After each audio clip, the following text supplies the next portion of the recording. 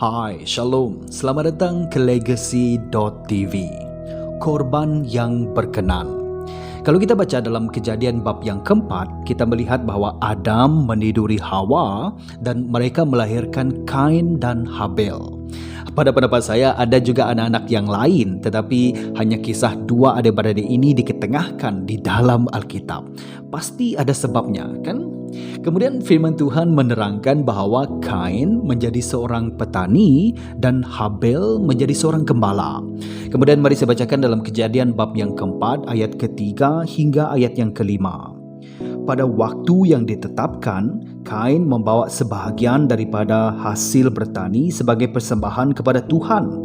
Habel pula mempersembahkan beberapa ekor anak sulung daripada haiwan ternakannya, malah memilih antara yang paling mondok daripadanya. Tuhan berkenan kepada Habel dan persembahannya, tetapi dia tidak berkenan kepada Kain dan persembahannya. Ini firman Tuhan. Dikatakan pada waktu yang ditetapkan. Nah, kita tidak pasti bila. Ada yang mengatakan pada hari yang ketujuh, iaitu pada hari Sabat.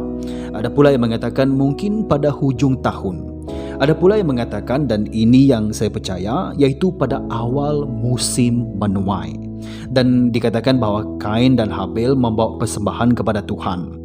Jadi jika ini ialah awal musim menuai, jadi ini ialah persembahan syukur kepada Tuhan Allah. Tetapi persoalan kita ialah ini, kenapa persembahan Habel diterima ataupun berkenan kepada Tuhan, tetapi persembahan Kain tidak? Ada beberapa penjelasan dan saya mendapati sekurang-kurangnya ada 4 penjelasan yang saya ingin kongsikan kepada kita. Yang pertama, kita melihat dari segi nilai persembahan yang diberi.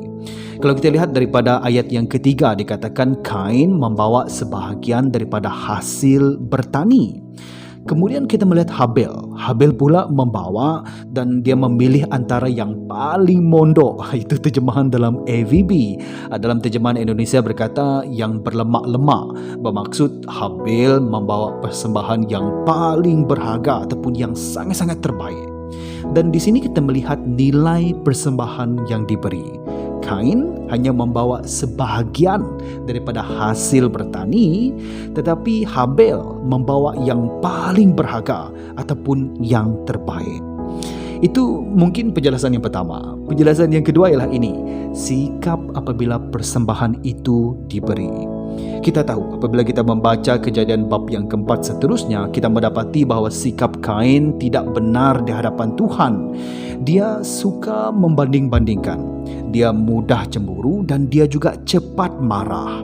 Nah, tentang hal cepat marah, Yakobus berkata dalam Yakobus bab yang pertama ayat ke-20 berkata begini, orang yang marah tidak dapat melakukan perbuatan yang benar dan diredai Allah. Dipendekkan cerita, orang yang marah ataupun seorang yang cepat marah seperti Kain ini ialah seorang yang tidak berkenan di hadapan Tuhan. Jadi sikap persembahan yang ditunjukkan oleh Kain itu sangat-sangat berbeza. Dan ini juga ditunjukkan apabila Kain membunuh Habel. Itu kamu boleh baca dalam Kejadian bab yang keempat ayat yang ke-8. Ini ialah perbuatan yang salah. Dan perbuatan yang salah ini menunjukkan sikap Kain itu sendiri. Ini dinyatakan dalam 1 Yohanes bab yang ketiga ayat yang ke-12. Mari saya buka ke sini. 1 Yohanes bab yang ketiga ayat ke-12 berkata begini, janganlah kita bertindak seperti Kain yang asalnya daripada iblis dan membunuh adiknya sendiri. Mengapakah dia membunuh adiknya? Semata-mata kerana perbuatannya salah, sedangkan perbuatan adiknya benar. Jadi perbuatan Kain ini salah dan ini menunjukkan sikapnya. Jadi perbezaan ialah dari segi sikap. Yang ketiga ialah ini, iman dalam persembahan diberi.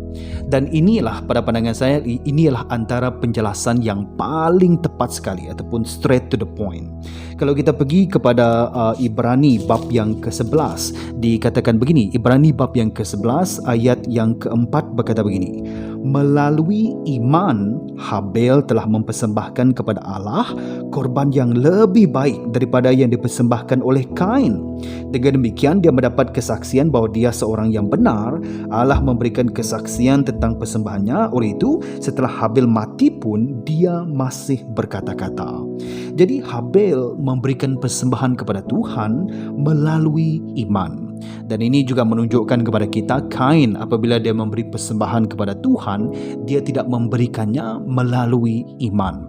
Oleh itu padanlah dalam Ibrani bab yang ke-11 ayat yang ke-6 dalam terjemahan baru Indonesia berkata begini, tanpa iman tidak mungkin orang berkenan kepada Allah. Jadi Tuhan berkenan kepada Habel kerana dia mempersembahkannya dengan iman. Tetapi Tuhan tidak berkenan kepada persembahan Kain kerana dia tidak mempersembahkannya dengan iman. Jadi bezanya ialah iman. Dan tetapi ada satu faktor yang keempat, iaitu ini, korban persembahan yang Tuhan mahu. Now, ingat lagi video pendek yang lepas tentang korban yang menutupi? Kalau kamu belum lagi menonton, saya sarankan kamu tonton. Di sana saya menerangkan korban yang pertama ialah korban binatang ataupun korban haiwan yang dilakukan oleh Tuhan Allah sendiri. Now, mungkinkah ini memberi clue kepada Habel tentang persembahan yang Tuhan mahu, iaitu korban binatang ataupun korban haiwan?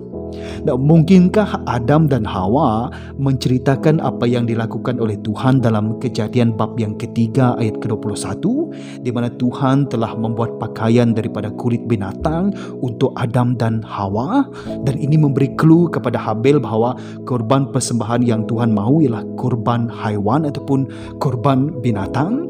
Dan firman menyatakan begini tentang Habel. Kejadian bab yang keempat ayat yang keempat berkata begini, Habel mempersembahkan beberapa ekor anak sulung daripada haiwan ternakannya. Malah dia memberi yang montok ataupun yang berlemak-lemak. Ini bermaksud sesuatu yang terbaik yang diberikan kepada Tuhan.